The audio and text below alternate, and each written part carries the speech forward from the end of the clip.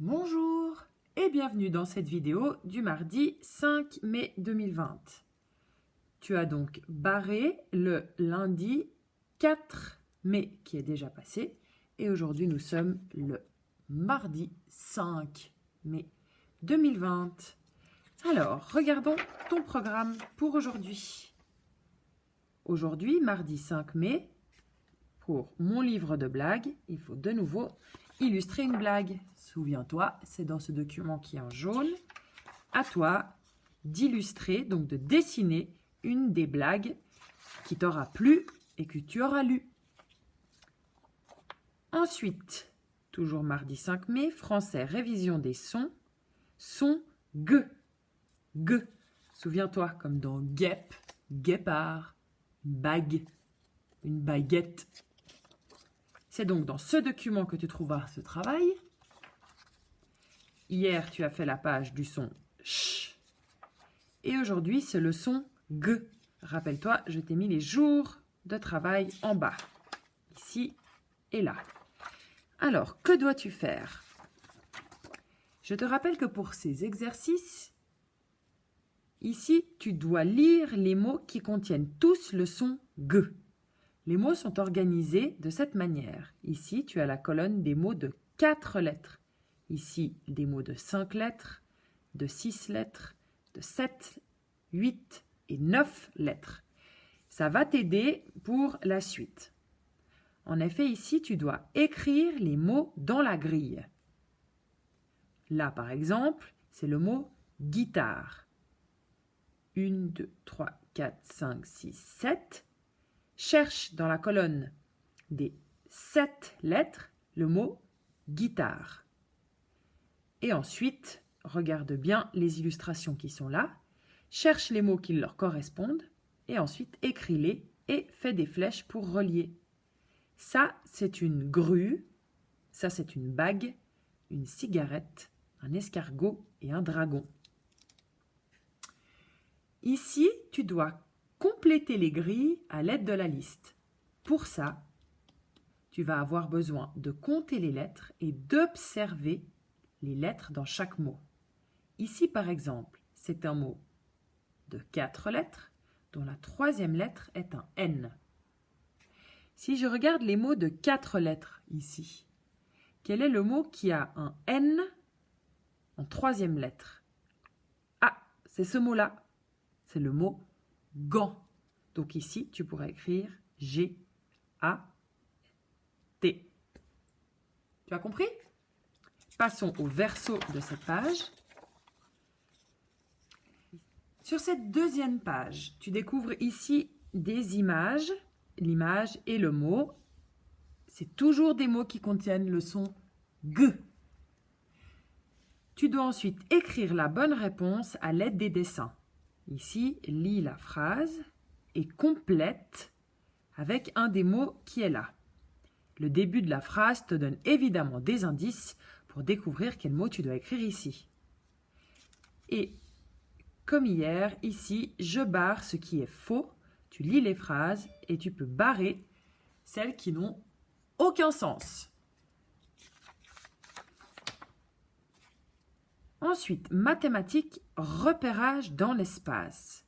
Aujourd'hui, mardi 5 mai, tu dois faire l'activité le tableau et je complète. Regarde bien. Cherche l'activité le tableau. Elle est ici. Lis les indices que te donne le tableau et note dans la dernière colonne, ici, la lettre du personnage qui convient. Alors, tu as ici des personnages et à côté de chaque personnage, tu as une lettre qui lui correspond. Ici, il y a des croix dans le tableau. On cherche donc un personnage qui a des lunettes, a une casquette bleue et porte un pull bleu à capuche. Où est ce personnage? Il porte des lunettes, il a une casquette bleue et il porte un pull à capuche. Il est là. Il a donc la lettre G. Donc ici, au bout, dans cette colonne, tu peux écrire G. Et fais ça pour chacune des lignes. Tu dois aussi faire l'activité « Je complète ». Cherche ici dans ton tableau l'activité « Je complète ». Elles sont évidemment dans l'ordre. Tu dois compléter le tableau avec des croix qui veulent dire « oui ».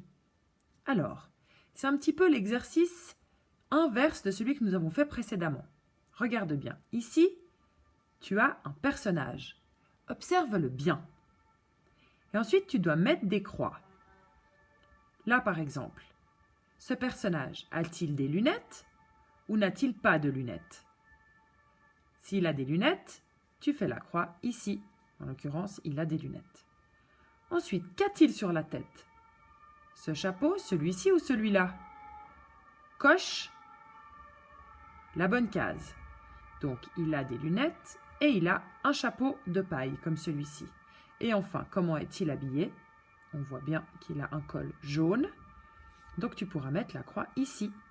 Fais ça pour chaque personnage. Et enfin, pour la germination de tes graines, ce que tu peux faire, c'est aller chercher ton pot et t'assurer que tes graines sont toujours bien humides, que les cotons sont bien humides. Tu peux aussi regarder pour voir si quelque chose a changé. Moi, je les ai mises dans la classe, je vais aller les chercher.